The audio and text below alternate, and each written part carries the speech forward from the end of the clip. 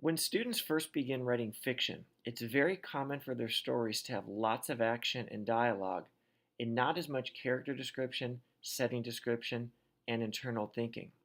All five of these quote unquote ingredients are important, and as parents and teachers, we want to encourage children to write stories that feature a balance of them. In my experience, the most effective way to help students develop this valuable writing skill is by having them work in pairs to write a story using index cards of different colors. Each color represents a different ingredient, and the kids write one sentence on each card. Because students need to use all their cards to write their stories, this activity requires them to have a balance of ingredients. The numbers you see on the screen are simply recommendations, which you can change if you'd like to give any ingredient greater or lesser emphasis. Once children use all their cards, they can continue their stories with unlimited bonus cards. Using the bonus cards helps with management because it ensures that every child will be productively occupied until the end of the activity.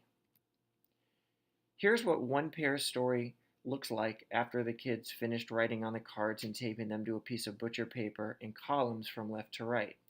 It's a bit faint, but the title of the story and children's names are written at the top. When you begin the lesson and introduce the activity to the group, it's essential that you have an example on the board that you write yourself that you can use for reference. We need to create our own sample so that we can talk through the choices we made, at least the first few. Kids need to know that there's no right or wrong way to achieve a balance of ingredients, and that with time and practice, we naturally develop a better sense of how to fit these ingredients together. With my example, I explained why I started with setting, followed it up with a bit of character description, and then jumped into some action. This activity tends to take a long time, sometimes over an hour, because we want to encourage the pairs to take some time initially to plan their stories before writing on the cards and attaching them to the butcher paper. Because a typical writing workshop period is less than an hour, you may find it better to split the activity over 2 days.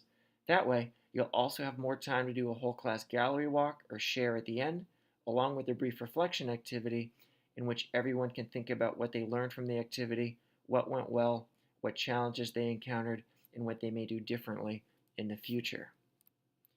If your kids are interested in reading mysteries, you can check out my Chase Manning mystery series. Each book features a single-day real-time mystery thriller that takes place on an elementary school campus. If your students are interested in writing their own mystery stories, you can check out my Ultimate Mystery Writing Guide for Kids on Amazon or the Ultimate Mystery Writing Course for Kids on udemy.com.